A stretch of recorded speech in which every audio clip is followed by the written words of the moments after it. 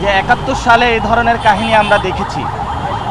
নারীদেরকে রেপ করা, নারীদেরকে বাড়ি থেকে তুলে নেওয়া, যেই সংস্কৃতিটা, সেই সংস্কৃতির বীজ এবং রক্ত বিএনপির মধ্যে নির্বাচনের মধ্য দিয়ে ভর করেছে। কেন করেছে? কারণ এই ইলেকশনে ভারতীয় শক্তির সাথে যেভাবে হাসিনা আঘাত করে চলেছিল এবং হাসিনার সন্ত্রাসী বাহিনী ধানের শীষে ভোট দেওয়ার কারণে যেভাবে রেপ করেছিল, তেমনিভাবে ভারতীয় রক্ত এখন বিএনপি নামক দলটির উপরে ভর করেছে।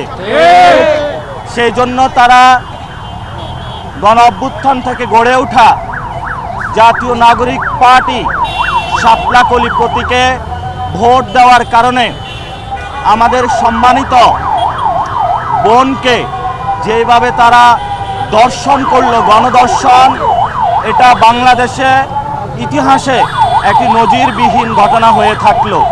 কেন তারা করেছে? এই ইলেকশনে মা এবং বোনেরা সবাই এগিয়ে এসে দাঁড়িপাল্লা শাপলাকলিতে ভোট দিয়েছিলেন। তারা জালেমের জুলুমতন্ত্রের বিরুদ্ধে দাঁড়িয়েছিলেন। যদি এটা অন্যায় হয়, এবং আমরা বিভিন্ন জায়গায় দেখেছি আমাদের অনেক ভাইকে খুন করা হচ্ছে, বাড়িঘর হামলা এবং মামলার মধ্য দিয়ে তাদেরকে নিয়ে যাওয়া হচ্ছে। আমরা অতি দ্রুত বাংলাদেশে নারীদের জন্য নিরাপদ একটি বাংলাদেশ চাই, যেই বাংলাদেশে ভারতীয় শক্তির নতুনভাবে আঘাত গোষ্ঠী বিএনপি কোনো নারীদের উপরে ধর্ষণ তো দূরের কথা, একটি কটু কথা বলার সুযোগ পাবে না। এই জন্য বাংলাদেশের জনগণকে নতুনভাবে লড়াইয়ের আমরা আহ্বান জানাচ্ছি।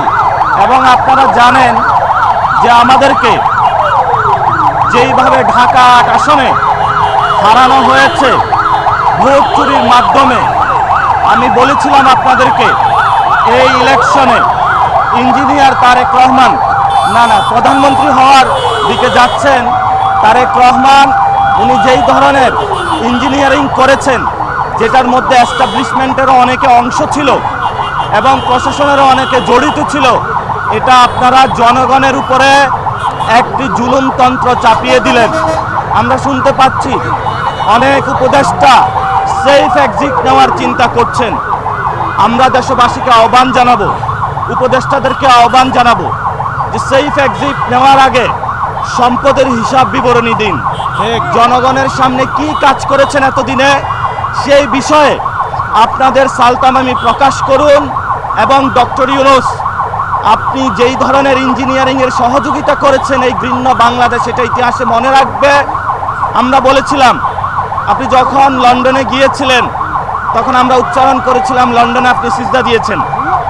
সেটার ফলস্বরূপ যেটা আমরা দেখলাম, বাংলাদেশের এই নির্বাচনে প্রশাসনকে কাজে লাগিয়ে যেই ধরনের ঘৃণ্য সংস্কৃতি আপনি জন্ম দিয়েছেন, একটি জালেমকে বাংলাদেশে নিয়ে এসেছেন এবং তাদের মধ্য দিয়ে আমরা এখন দেখতে পাচ্ছি আওয়ামী লীগের অফিস উদ্বোধন হচ্ছে, বিভিন্ন জায়গায় আমাদের বোনেদের উপর আক্রমণ হচ্ছে।